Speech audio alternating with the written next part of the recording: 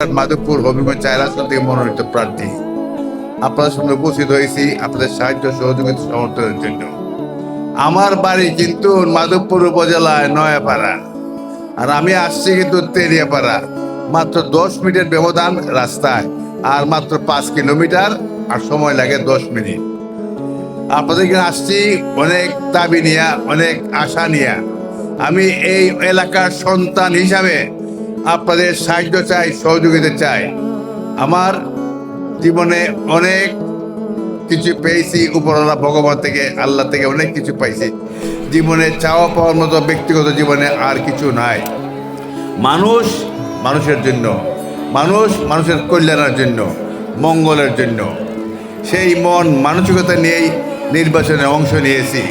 মনে করলাম যদি আপনারা সুযোগ দেন তাহলে বাকি জীবনটুকু আপনাদের সেবায় আমি নিজেকে আত্মনিয়োগ করবো, নিয়োজিত করব।